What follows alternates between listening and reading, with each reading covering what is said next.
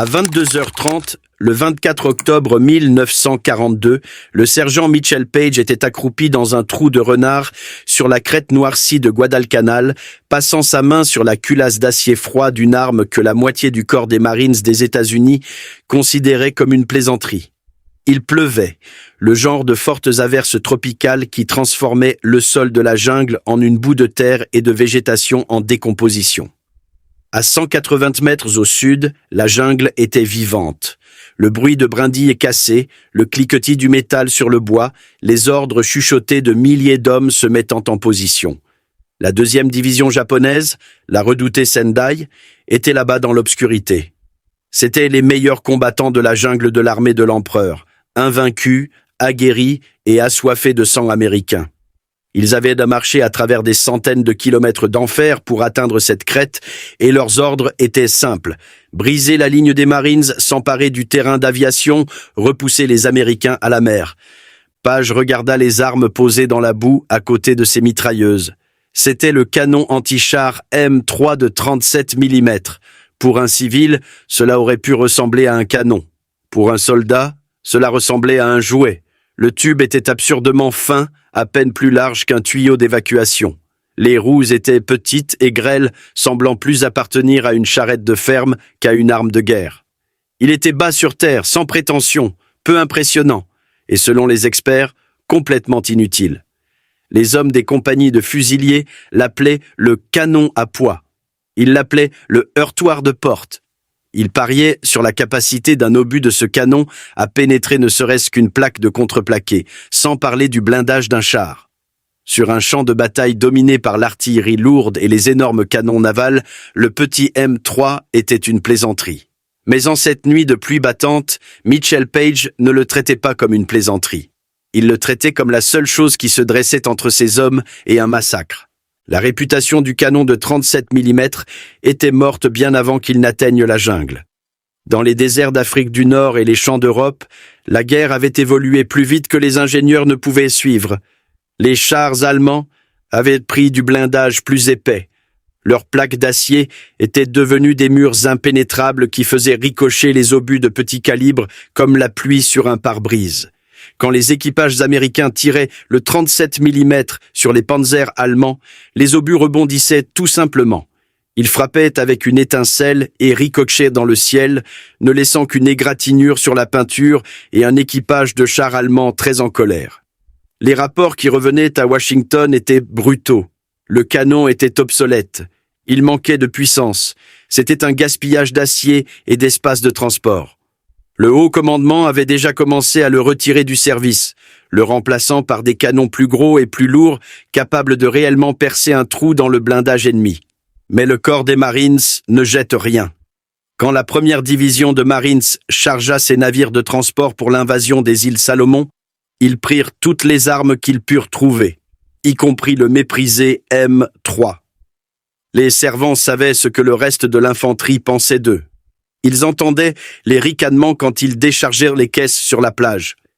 Ils voyaient les regards de pitié quand ils tiraient les canons de 410 kg à travers le sable meuble.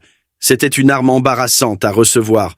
On se sentait comme si on nous avait donné une fronde pour combattre un ours. Les gars de l'infanterie portèrent des fusils qui fonctionnaient. Les équipes de mortiers larguaient des explosifs qui pouvaient raser une maison. Les servants du 37 mm traînaient un tas de ferraille qui ne pouvait pas tuer un char et étaient trop maladroits pour tuer un soldat. Du moins, c'est ce qu'ils pensaient. La misère des servants était aggravée par l'île elle-même. Guadalcanal n'était pas seulement un champ de bataille, c'était une arme biologique. La chaleur pesait sur l'île comme une couverture de laine humide, suffocante pour quiconque essayait de bouger. La boue était vivante, une ventouse qui attrapait les bottes et les roues et refusait de les lâcher. Déplacer un fantassin était dur. Déplacer un canon de 410 kg était une torture. Les servants devinrent des bêtes de somme. Ils s'attachaient des harnais à la poitrine et tiraient les canons à travers des marécages qui leur montaient à la taille. Ils les hissaient sur des crêtes si escarpées qu'ils devaient enfoncer leurs ongles dans la terre pour ne pas glisser en arrière. Et à chaque étape du chemin, l'infanterie se moquait d'eux. Ils demandaient pourquoi ils se donnaient cette peine. Il demandait s'il comptait chasser l'écureuil avec ce truc. Il demandait pourquoi il ne laissait pas tout simplement ce poids mort sur la plage et n'emportait pas des munitions supplémentaires pour les vrais canons. La moquerie n'était pas seulement malveillante, elle était logique. Le terrain de Guadalcanal était une forêt tropicale dense et enchevêtrée. La visibilité était souvent inférieure à 6 mètres. Les arbres poussaient si près les uns des autres qu'un homme devait tourner les épaules de côté pour se faufiler. C'était un pays pour l'infanterie. C'était un pays pour le couteau et la grenade. Ce n'était pas un endroit pour un canon. On ne pouvait pas tracter un canon à travers les lianes. On ne pouvait pas trouver une ligne de tir pour le pointer. Et même si on le pouvait, il n'y avait pas de chars japonais à viser. Les blindés japonais étaient bloqués de l'autre côté de la rivière, embourbés dans la même boue qui tuait les Marines. Alors les experts regardèrent les canons de 37 mm posés sur la crête et secouèrent la tête. C'était un exemple typique de stupidité militaire. Apporter la mauvaise arme au mauvais combat. Mais les experts avaient oublié quelque chose. Ils pensaient au 37 mm comme à un canon anti-char. Ils pensaient aux tables de pénétration de blindage, à la vitesse initiale et à l'énergie cinétique. Ils pensaient aux mathématiques. Le sergent Page et les servants ne pensaient pas aux mathématiques. Ils pensaient à la survie. Ils savaient que la tactique japonaise n'était pas de rester en retrait et de faire un duel d'artillerie. La tactique japonaise était le banzai, la vague humaine. Ils rassembleraient des milliers d'hommes, fixeraient les baïonnettes et fonceraient droit dans les mitrailleuses américaines. Ils ne se souciaient pas des pertes, ils ne se souciaient pas de la tactique, ils se souciaient de submerger la ligne par la seule masse biologique. C'était une stratégie suicidaire terrifiante qui avait brisé les lignes alliées à travers le Pacifique. Contre une vague humaine, un fusil est trop lent. Une mitrailleuse est bonne, mais les mitrailleuses surchauffent. Les tubes fondent, les bandes s'enrayent, et quand l'ennemi est à 3 mètres et hurle, vous n'avez pas besoin de précision. Vous avez besoin de violence. Vous avez besoin de quelque chose qui peut arrêter une douzaine d'hommes en un battement de cœur. Les servants regardèrent leurs petits canons inutiles et se demandèrent s'ils pouvaient être réutilisés. Ils se demandèrent si l'arme trop faible pour tuer un char ne serait pas trop puissante pour tout le reste. Ils regardèrent les caisses de munitions empilées dans la boue. Il y avait les obus perforants standards, les projectiles d'acier plein conçus pour percer le métal. Ceux-là étaient inutiles ici. Mais enfoui dans le manifeste, au fond de la pile, se trouvait un type d'obus différent. Un obus que le manuel disait être pour dégager les broussailles et les barbelés. Un obus que personne n'utilisait jamais. Le soleil se coucha le 24 octobre et la jungle devint noire comme de l'encre. Les Marines en ligne étaient épuisés. Ils se battaient depuis des semaines. Ils étaient criblés de malaria, de dysenterie et de pourriture tropicale. Ils mouraient de faim, survivant avec du riz japonais capturé et du chocolat avarié. Leurs uniformes pourrissaient sur leur corps. Ils étaient en infériorité numérique de 10 contre 1. De l'autre côté des lignes, la division Sendai était fraîche.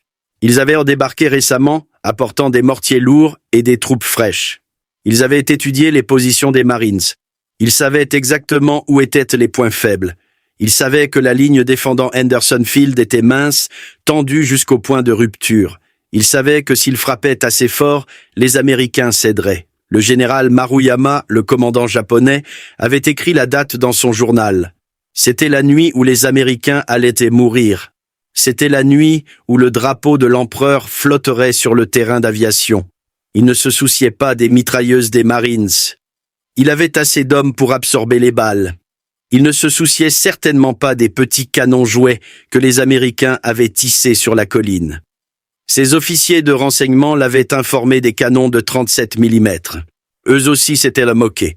Ils dirent au général que les Américains étaient si désespérés qu'ils utilisaient des armes d'entraînement. Ils croyaient que les petits canons seraient submergés dans les 30 premières secondes de la charge. Ils croyaient que les servants les abandonneraient et fuiraient.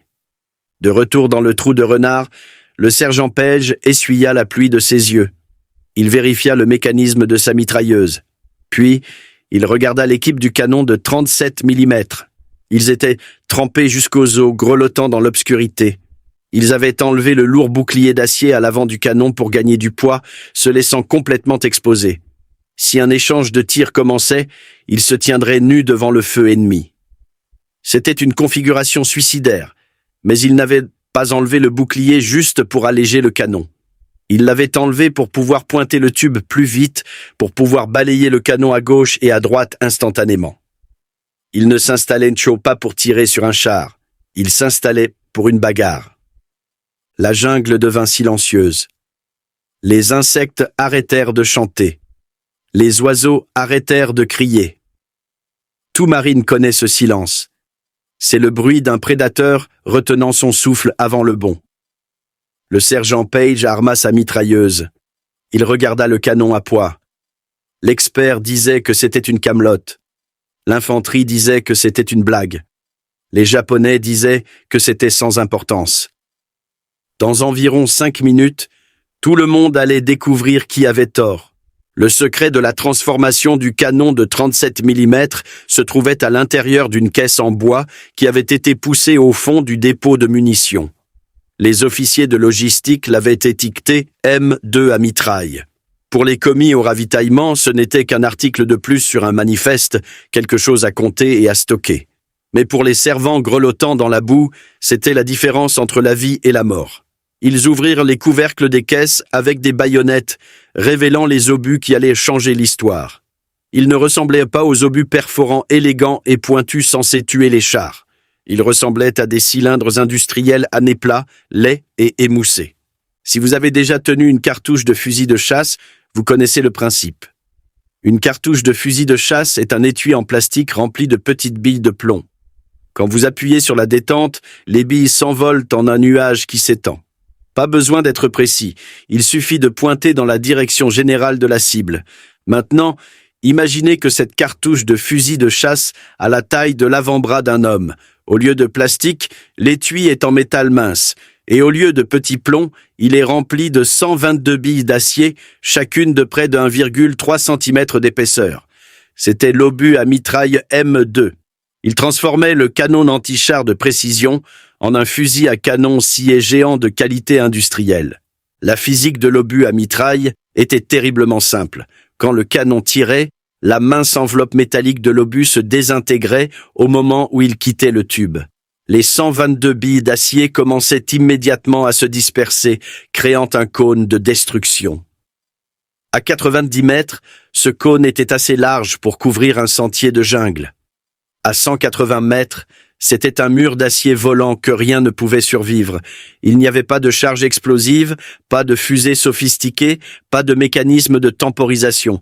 C'était juste de l'énergie cinétique et de la violence brute. C'était une arme conçue pour balayer un champ de bataille comme un balai. Mais l'utiliser efficacement nécessitait une décision qui allait à l'encontre de toutes les règles de sécurité du manuel. Le canon M3 sortait de l'usine avec un lourd bouclier d'acier boulonné à l'avant. Le bouclier était là pour protéger l'équipage des tirs de sniper et des éclats d'obus. C'était une pièce de métal rassurante qui donnait aux servants un sentiment de sécurité, mais elle pesait aussi des centaines de kilos et, pire, limitait leur vision. Regarder à travers le bouclier, c'était comme regarder à travers une fente. Vous pouviez voir ce qui était directement devant vous, mais vous étiez aveugle sur les côtés. Dans un duel de chars, c'était bien. Le char était devant vous, mais dans la jungle, l'ennemi était partout. Le sergent d'artillerie prit la décision. Il ordonna aux servants de dévisser les boucliers. Les hommes se mirent au travail avec des clés, enlevant le blindage de leurs armes. Quand les lourdes plaques métalliques sonnèrent au sol, les canons semblaient nus. Ils semblaient fragiles.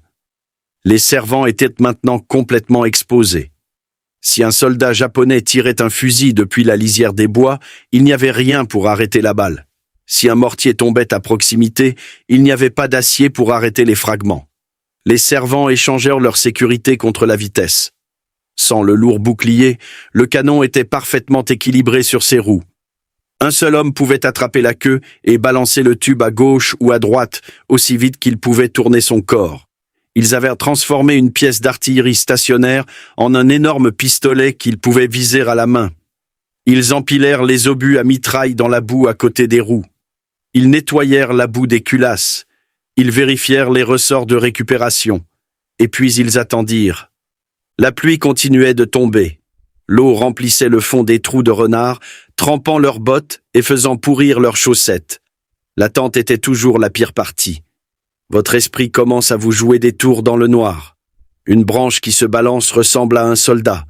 Une rafale de vent ressemble à un murmure. Les hommes serraient l'acier froid des queues de canon, les jointures blanches. Ils savaient ce qui était là-bas. La division Sendai n'était pas une bande de conscrits. C'étaient des vétérans qui avaient violé et pillé leur chemin à travers l'Asie. Ils ne se rendaient pas.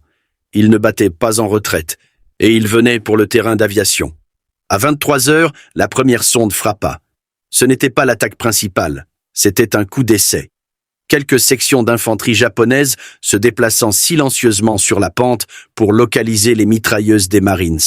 Ils voulaient que les Américains ouvrent le feu pour révéler leur position afin que les mortiers japonais puissent les détruire. Un mitrailleur sur le flanc gauche vit un mouvement et pressa la détente. Les traceurs filèrent dans l'obscurité, illuminant la pluie. Les Japonais répondirent instantanément. Des fusils claquèrent depuis le sol de la jungle. Une mitrailleuse légère Nambu ouvrit le feu depuis une souche d'arbre. La crête explosa en un échange chaotique de traceurs verts et rouges. Un groupe de soldats japonais sortit de sa couverture, sprintant vers la ligne. Ils hurlaient, baïonnettes au canon, se déplaçant rapidement sur le sol glissant. Ils se dirigeaient droit vers l'espace entre les nids de mitrailleuses, un angle mort que les armes automatiques ne pouvaient pas couvrir. C'était exactement ce pourquoi ils s'étaient entraînés. Exploiter la brèche, briser la ligne et déborder l'ennemi. Ils étaient à 45 mètres, puis à 35. Ils pensaient avoir trouvé le point faible. Ils pensaient être en sécurité. Ils avaient tort. Le servant du canon de 37 mm numéro 1 n'utilisa pas de viseur. Il ne regarda pas à travers une lunette. Il regarda simplement par-dessus le tube nu, attrapa la roue de pointage et balança le canon dénudé vers les formes qui couraient. Il cria l'ordre. Le chargeur enfonça un obus à mitraille dans la culasse. La culasse se referma avec un claquement métallique sourd. Le servant appuya sur la pédale de tir. Le bruit n'était pas le craquement sec d'un fusil ou le bruit sourd et rythmé d'une mitrailleuse. C'était un rugissement, une déflagration soudaine qui secoua l'eau des feuilles environnantes. Une langue de flamme de 90 cm jaillit du tube et puis la physique prit le relais. L'obus à mitraille se désintégra. Les 122 billes d'acier hurlèrent dans l'obscurité à 600 mètres par seconde. Elles ne touchèrent pas une seule cible. Elles touchèrent tout. L'effet fut immédiat et horrible. Le groupe de soldats japonais disparut tout simplement. Une seconde, c'étaient des hommes qui couraient et hurlaient. La seconde suivante, l'air où ils se tenaient était rempli de végétation déchiquetée et de brume. Les billes d'acier déchirèrent les hautes herbes, coupèrent à travers les lianes et lacérèrent les corps. C'était comme si un géant invisible avait balayé la section d'un revers de la main. Les hurlements cessèrent instantanément. Le seul bruit qui restait était l'écho du coup de feu et le bruit de l'étui en laiton cognant contre la roue du canon en étant éjecté. Les Marines à proximité, ceux qui avaient traité le canon de canon à poids, regardèrent de fixement dans l'obscurité. Ils n'avaient jamais rien vu de tel. Une mitrailleuse tue des hommes un par un. Elle trace une ligne à travers une cible. Mais ça, c'était une suppression. Le canon avait effacé une section du champ de bataille. La moquerie dans les trous de renard mourut sur le champ. Plus personne ne riait du petit canon. Les fantassins regardèrent les servants avec de grands yeux. Les servants ne regardèrent pas en arrière. Ils étaient déjà en train de recharger. Mais les Japonais n'étaient pas stupides. La sonde avait fait son travail. Ils savaient maintenant où étaient les canons. Et ils savaient que les Américains avaient apporté quelque chose de dangereux au combat. Le général Maruyama n'annula pas l'attaque. Il l'intensifia. Il ordonna à ses équipes d'armes lourdes de se concentrer sur les flashs de bouche des canons de 37 mm. Il savait que les canons étaient le pivot de la défense. S'il pouvait les neutraliser, la ligne s'effondrerait. La vraie bataille commença 20 minutes plus tard. Ce n'était pas une sonde, c'était un déluge. Depuis la lisière de la jungle, un corps retentit.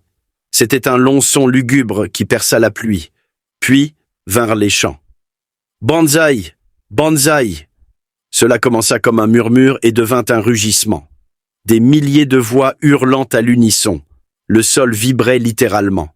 Les Marines saisirent leurs armes. Ils connaissaient la procédure. Ils savaient que les Japonais viendraient par vagues, escaladant leur propre mort pour atteindre les trous de renard. Puis ils apparurent. Un mur solide d'uniformes bruns émergea de la lisière des bois. Ils ne se cachaient plus. Ils chargeaient. Des officiers agitaient des sabres en tête. Des drapeaux flottaient dans la pluie. C'était un spectacle terrifiant de discipline et de fanatisme. Ils couraient droit dans la gueule du feu américain. Les mitrailleuses des Marines s'ouvrirent, des traceurs rouges dévalant la pente. Les soldats japonais tombaient, mais d'autres enjambaient leur corps. Ils absorbaient les balles et gardaient leur élan. Ils se rapprochaient. 90 mètres, 70 mètres. Les canons de 37 mm ouvrirent le feu à l'unisson. Les canons à poids se mirent à aboyer. Boum, clac, boum, clac. Les servants travaillaient à un rythme frénétique et robotique. Charger, tirer, éjecter. Charger, tirer, éjecter. Chaque coup envoyait un essaim de billes d'acier dans la masse des assaillants. Les obus à mitraille taillaient d'immenses couloirs à travers la formation japonaise. C'était comme regarder une faux couper du blé. Là où les canons pointaient, la charge s'effondrait. Des hommes étaient projetés en arrière, soulevés du sol par l'impact de multiples billes d'acier. Mais les Japonais continuaient d'arriver. Ils étaient trop nombreux. Pour chaque dizaine d'hommes que la mitraille tuait, 20 autres apparaissaient de l'obscurité. Ils commencèrent à concentrer leurs tirs sur les servants exposés.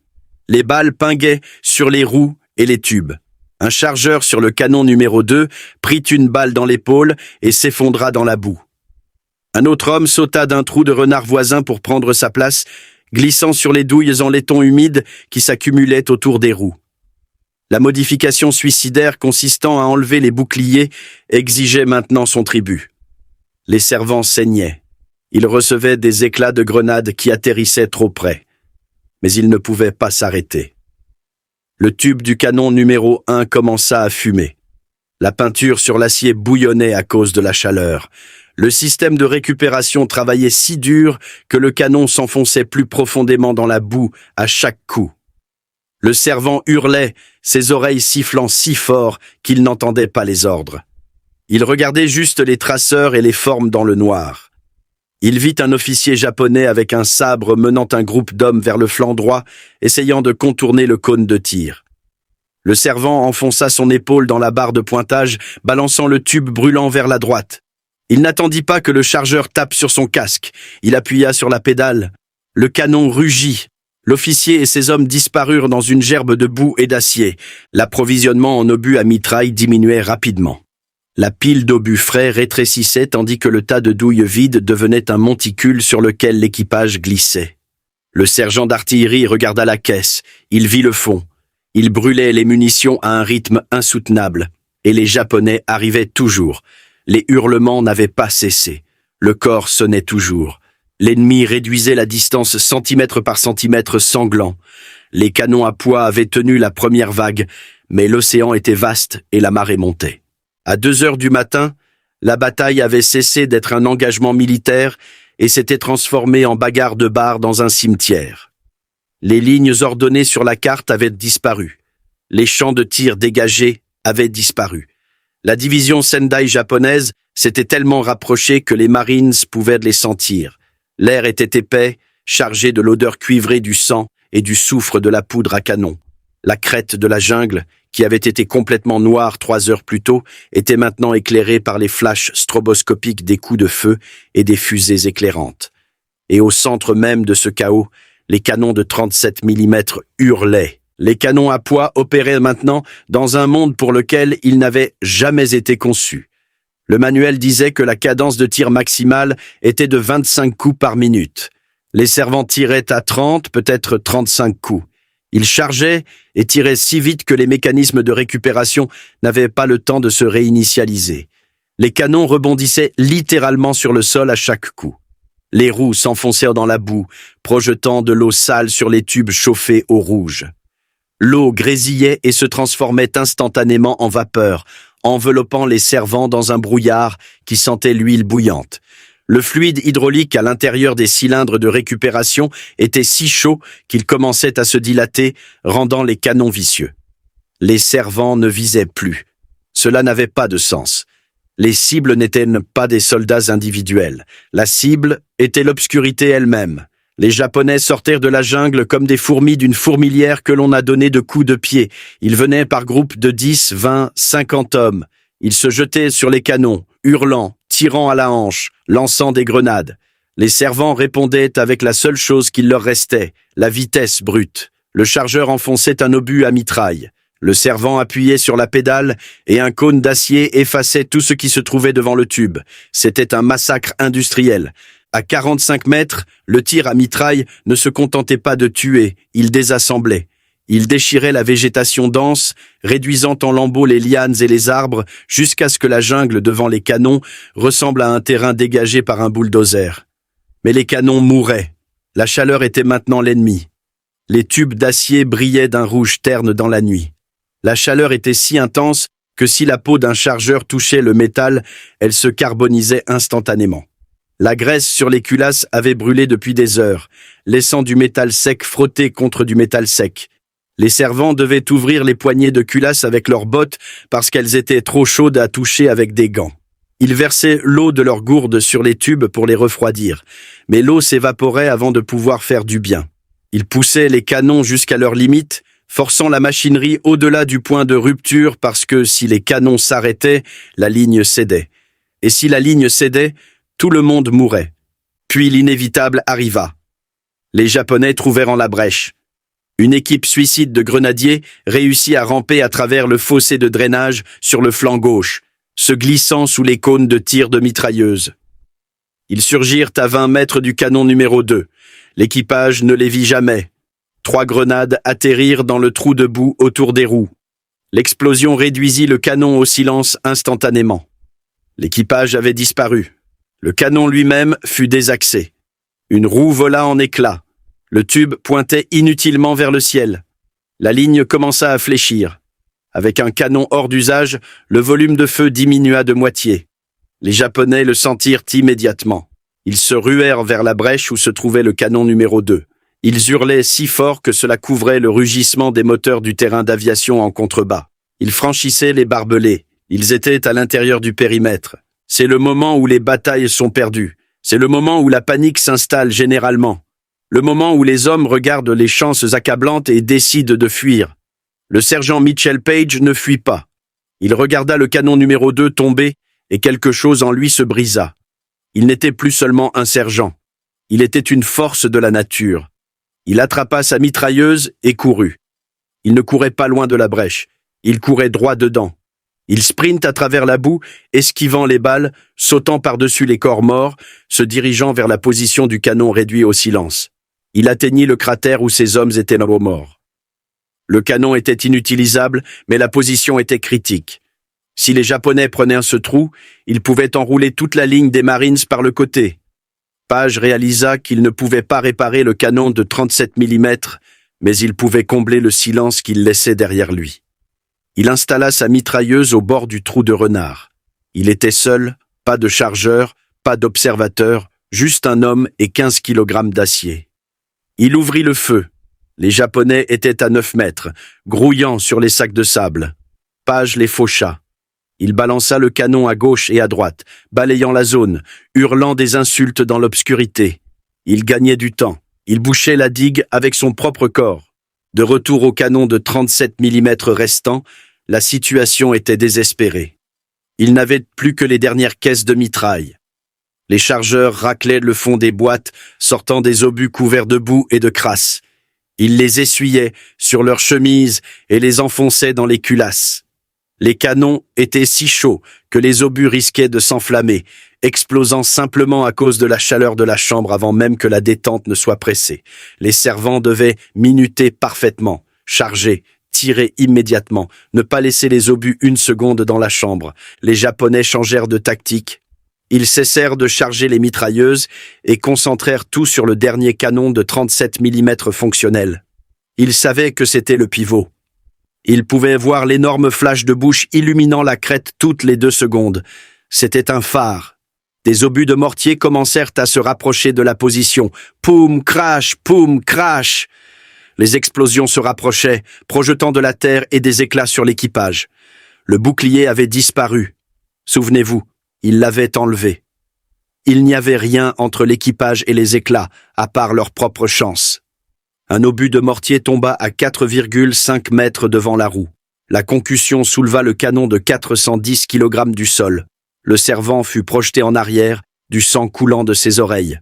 Il secoua la tête, rampa jusqu'à son siège et remit l'œil sur la cible. Il ne vérifia pas ses blessures. Il vérifia le canon. Il fonctionnait toujours. Il appuya sur la pédale. Boum! Un autre cône d'acier vola dans l'obscurité. L'équipage fonctionnait maintenant au pur instinct. C'étaient des zombies, ne bougeant que parce que leur mémoire musculaire le leur ordonnait. Ils étaient sourds, aveugles et saignaient, mais ils gardèrent le rythme. Charger, tirer, puis le pire son du monde. Clic. Le chargeur plongea la main dans la caisse et sa main toucha le bois, vide. Il vérifia la caisse suivante, vide. Il regarda frénétiquement autour du trou de boue. Il y avait des milliers de douilles vides en laiton jonchant le sol, brillant à la lumière des fusées comme des pièces d'or, mais pas d'obus. Le canon à poids avait tout mangé. Le servant regarda le chargeur. Le chargeur secoua la tête. Le canon se tut. Le silence fut plus fort que le bruit. Les Japonais l'entendirent instantanément. Le rugissement rythmé du canon n'avait cessé. Ils savaient ce que cela signifiait. Ils se ruèrent en avant. Une vague déferlante d'uniformes bruns s'élevant de l'herbe. C'était la poussée finale. Ils allaient submerger la position. Ils allaient tuer tout le monde. Mais Mitchell Page n'avait pas fini. Il vit l'équipage du canon faiblir. Il vit que les munitions étaient épuisées. Il n'ordonna pas une retraite. Il ordonna une chasse à la récupération. Il hurla aux hommes de vérifier les autres emplacements, de vérifier les morts, de vérifier la boue. « Trouvez-moi quelque chose à tirer !» cria-t-il. « Je me fiche que vous ayez à jeter des pierres !» Un agent de liaison arriva en courant du dépôt de ravitaillement arrière, glissant dans le trou comme un joueur de baseball volant vers le marbre. Il portait une caisse. Ce n'était pas de la mitraille. C'étaient des obus perforants, les projectiles d'acier pleins conçus pour les chars. L'équipage regarda les obus avec désespoir. On ne peut pas arrêter une vague humaine avec un projectile plein. C'est comme essayer d'arrêter une inondation avec une aiguille. Le projectile toucherait un homme, le traverserait et irait se ficher dans un arbre. Cela n'arrêterait pas la charge. « Charge-le !» hurla Page. « Charge-le maintenant !» Le chargeur enfonça l'obus perforant dans la culasse. Les Japonais étaient à 27 mètres. On pouvait maintenant voir leurs visages, leurs dents découvertes, leurs yeux écarquillés. Le servant pointa l'arme. Il ne visa pas les hommes. Il visa le sol devant eux. Il visa le sol rocheux juste à leurs pieds. Il tira. Le projectile d'acier plein frappa la roche volcanique à 600 mètres par seconde. Il ne s'enfonça pas. Il explosa. La roche explosa. L'impact transforma le sol lui-même en shrapnel. Une gerbe d'éclats de pierre et de fragments de roche déchiquetés jaillit vers le haut, agissant exactement comme une grenade. Ce n'était pas aussi bon que la mitraille, mais c'était violent. La première rangée de la charge japonaise tomba, hurlant, se tenant les jambes et le visage déchiquetés par l'île même qu'ils essayaient de conquérir. « Tire par ricochet !» cria le servant. « Faites-la rebondir sur le sol !» C'était une tactique de désespoir, quelque chose que l'on pourrait faire dans une salle de billard, pas dans une guerre. Mais cela fonctionna. L'équipage commença à tirer les obus pleins dans le sol dur devant l'ennemi, créant des explosions localisées de roches et de terre. Ils jetaient littéralement l'île sur les Japonais. C'était moche. C'était désordonné, mais cela gardait les têtes ennemies baissées. Cela leur achetait des secondes, et les secondes étaient tout ce qui leur restait. Le ciel à l'est commença à virer au violet terne. L'aube arrivait. Le commandant japonais savait que son temps était compté. L'obscurité était son allié. La lumière était son ennemi.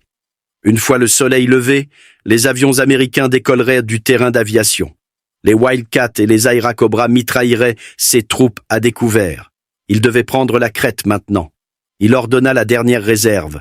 Les dernières troupes fraîches, la garde impériale. Ils montèrent la colline en un solide mur de fer. Ils ignorèrent les mitrailleuses.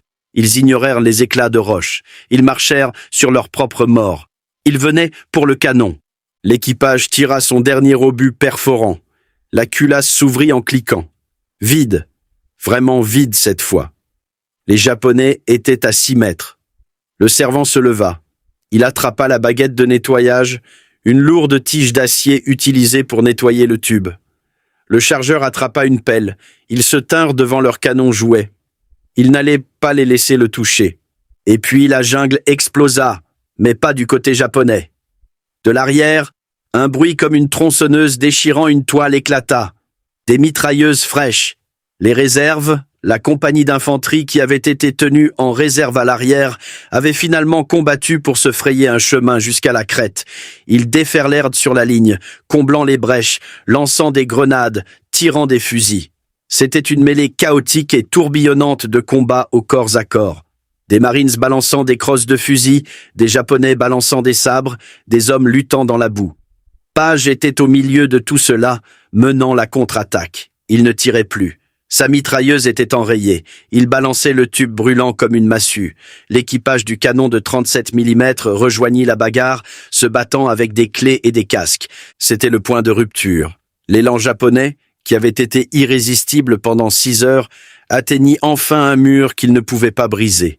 Ils vacillèrent. Ils s'arrêtèrent. Et puis, pour la première fois de la bataille, ils firent un pas en arrière. Le soleil perça l'horizon. La lumière frappa la crête, et ce qu'elle révéla glaça tout le monde sur place. Le lever du soleil le 24 octobre 1942 n'apporta pas de chaleur, il apporta la visibilité, et avec elle, une horreur que le silence avait par miséricorde cachée pendant la nuit. Alors que la lumière grise filtrait à travers la fumée, les Marines sur la crête se levèrent lentement. Ils étaient blancs, comme des fantômes, couverts de boue et de sang séché, les yeux enfoncés profondément dans leurs orbites. Ils regardèrent dans le champ de tir où les canons de 37 mm avaient fait leur travail. Ce qu'ils virent leur coupa le souffle. La jungle avait disparu. La forêt tropicale dense et enchevêtrée qui se dressait la veille avait été simplement effacée. Devant les positions des canons, sur 180 mètres, les arbres avaient été dépouillés de leur écorce, leurs branches réduites en cure-dents. Les hautes herbes de Kuna avaient été fauchées jusqu'à la boue. Cela ressemblait moins à un champ de bataille qu'aux conséquences d'un ouragan de catégorie 5. Mais c'était le sol lui-même qui racontait l'histoire. La crête était tapissée des débris de la division Sendai. Les corps étaient empilés sur 3 ou 4 épaisseurs devant les bouches des canons. Ils étaient entassés comme du bois de corde dans les ravins. Le bilan officiel serait plus tard stupéfiant. Plus de 2000 soldats japonais gisaient morts devant la mince ligne des Marines. Mais ce n'était pas seulement le nombre, c'était la proximité. Les corps les plus proches furent trouvés à quelques pieds, seulement des roues des canons de 37 mm.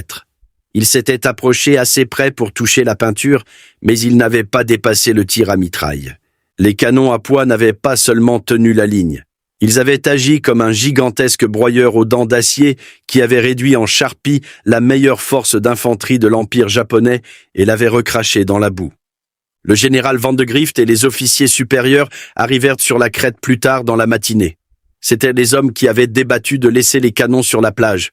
C'étaient les experts qui avaient lu les rapports sur l'obsolescence du canon. Ils passèrent devant les servants épuisés, trop fatigués pour même saluer. Ils s'approchèrent du canon numéro 1. C'était une épave. Le tube était d'un blanc-gris brûlé brillant, la peinture complètement calcinée par la chaleur. Les ressorts de récupération étaient soudés. Les pneus étaient à plat, déchiquetés par les éclats d'obus. Cela ressemblait à un tas de ferraille sorti d'un feu. Mais ensuite, le général regarda le sol autour. Il se tenait sur un tapis de laiton. Des milliers de douilles vides scintillaient au soleil, un océan métallique qui crissait sous ses bottes. Il regarda les caisses vides d'obus à mitraille empilées sur 1,80 mètres de haut. Et puis il regarda le champ de soldats morts s'étendant jusqu'à la jungle. La moquerie prit fin sur le champ. Les plaisanteries sur le heurtoir de porte s'évaporèrent. Les officiers réalisèrent que si ces canons inutiles n'avaient pas été là, si ces équipages obstinés ne les avaient pas traînés dans la boue, les Japonais se tiendraient sur le terrain d'aviation à cet instant. Le canon de 37 mm n'avait pas échoué. La doctrine avait échoué. Le manuel avait tort. Le canon n'était pas un tueur de chars. C'était un balai de jungle. Et entre les mains de Marines qui ne se souciaient pas des règles, c'était l'arme la plus meurtrière de l'île. La justification de l'équipage du 37 mm fut absolue. Dans les jours qui suivirent la bataille, le canon devint l'arme la plus demandée de la division. Chaque commandant d'infanterie voulait un canon à mitraille sur son flanc. Les dépôts de ravitaillement furent pillés. Chaque caisse d'obus à mitraille du théâtre Pacifique fut acheminée vers les lignes de front. Les servants, autrefois les parias du bataillon, étaient maintenant les rockstars. Les fantassins proposèrent de porter leurs munitions. Ils proposèrent de creuser leurs trous de renard. Ils leur offraient les meilleures rations. Ils avaient vu ce que le gigantesque fusil de chasse pouvait faire, et ils le voulèrent de leur côté. L'arme qui était censée être laissée sur la plage devint l'épine dorsale de la défense des Marines pour le reste de la campagne de Guadalcanal. Le sergent Mitchell Page était au centre de cette tempête. Il était assis sur une caisse à nettoyer la boue de sa mitrailleuse enrayée pendant que des officiers lui tapaient dans le dos et que des photographes prenaient des clichés. Il recevrait finalement la Medal of Honor pour ses actions cette nuit-là. La citation parlerait de son courage, de son leadership et de son refus de battre en retraite. Mais Page connaissait la vérité. Ce n'était pas un seul homme. C'était un système de violence. C'étaient les mitrailleurs qui protégeaient les flancs, les fantassins qui comblaient les brèches et les servants du 37 mm qui transformaient la jungle en abattoir. C'était l'esprit MacGyver du soldat américain, la capacité à prendre un outil cassé et obsolète et à l'utiliser pour marteler l'ennemi jusqu'à la soumission. Mais l'histoire du canon de 37 mm est aussi une tragédie de la technologie. La guerre avançait vite. En 1944, les combats s'étaient déplacés vers d'autres îles avec un terrain différent. Le char Sherman arriva en force, apportant des canons de 75 mm qui pouvaient faire tout ce que le petit 37 pouvait faire, mais mieux. Le bazooka donna à chaque fantassin le pouvoir de tuer un char. Le lance-flamme devint le nouveau roi du nettoyage des bunkers. Le canon à poids fut discrètement mis à la retraite. Il fut remorqué vers l'arrière, dépouillé de ses pièces ou laissé à rouiller dans des dépôts de ravitaillement. Les canons qui avaient sauvé Guadalcanal furent fondus pour fabriquer de nouvelles armes pour un nouveau type de guerre. C'étaient des outils qui eurent un moment spécifique dans le temps, une nuit spécifique où ils furent l'objet le plus important sur Terre, et puis ils disparurent. Mitchell Page survécut à la guerre. Il rentra chez lui dans un pays qui célébrait la bombe atomique et le moteur à réaction. Les combats acharnés, rapprochés et désespérés de 1942 semblaient appartenir à l'histoire ancienne. Page vécut longtemps, décédant en 2003. Il écrivit des livres, fit des discours et porta sa Medal of Honor avec fierté. Mais dans ces moments de calme, il revenait toujours à cette crête. Il revenait à la pluie et à l'odeur de la cordite. Il se souvenait du bruit des obus à mitraille déchirant l'obscurité. Il se souvenait des visages des servants, des gamins de l'Iowa et de Brooklyn qui se tenaient derrière un canon jouet et retinrent le flot. Nous racontons cette histoire parce qu'il est facile d'oublier le matériel qui n'a pas fait la couverture des magazines.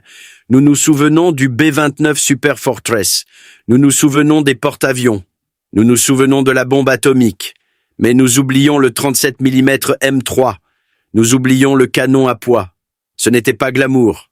Ce n'était pas high-tech. C'était une arme outsider pour un combat d'outsiders. Mais en une nuit pluvieuse dans les îles Salomon, ce fut la différence entre la victoire et la défaite. Cela prouva qu'en temps de guerre, il n'y a pas de soi-disant armes inutiles, seulement un manque d'imagination. Cela prouva que les experts assis dans des bureaux climatisés ne savent pas toujours ce qui fonctionne dans la boue. Et cela prouva que quand vous acculez un marine dans un coin et que vous lui enlevez ses options, il trouvera un moyen de vous tuer avec ce qu'il lui reste. Si vous allez dans un musée militaire aujourd'hui, vous verrez peut-être un canon de 37 mm dans un coin. Il a l'air petit. Les roues ont l'air fragiles. Le tube a l'air trop fin pour être dangereux. La plupart des gens passent devant pour regarder les gros chars ou les avions de chasse. Mais maintenant, vous savez mieux. Maintenant, vous savez que ce petit morceau d'acier a un jour porté le sort de la guerre du Pacifique sur son essieu. Vous savez qu'il a gagné sa place dans l'histoire, non pas en faisant ce pourquoi il avait été conçu, mais en faisant ce qu'il devait faire. Alors, la prochaine fois que quelqu'un vous dira qu'un outil est obsolète ou qu'un plan est stupide ou que vous n'avez pas le bon équipement pour réussir, souvenez-vous de Mitchell Page. Souvenez-vous des servants du 7e régiment de Marines. Souvenez-vous du canon à poids qui a anéanti un régiment. Parfois, les experts ont tort. Parfois, les vieilles méthodes sont les meilleures. Et parfois, tout ce dont vous avez besoin pour gagner, c'est d'un petit canon, d'une caisse de cartouches de fusil de chasse et du courage de tenir bon quand le monde entier vous hurle de fuir. Nous nous consacrons à sauver ces histoires des archives. Nous fouillons les rapports après action et les mémoires oubliées pour trouver les moments où l'ingéniosité a sauvé la mise. Si vous croyez que ces hommes méritent d'être rappelés, si vous croyez que l'histoire est plus que des dates et des cartes, alors faites-nous une faveur. Appuyez sur ce bouton « J'aime ». Cela nous aide à trouver plus d'histoires comme celle-ci. Abonnez-vous à la chaîne pour ne pas manquer la prochaine analyse approfondie. Et dites-nous dans les commentaires quelle est une autre arme soi-disant inutile qui a prouvé que ses détracteurs avaient tort. Nous lisons chaque commentaire. Merci d'avoir regardé et merci de nous aider à garder vivante la mémoire des servants du canon de 37 mm. Ils ont tenu la ligne pour nous. Le moins que nous puissions faire est de nous souvenir.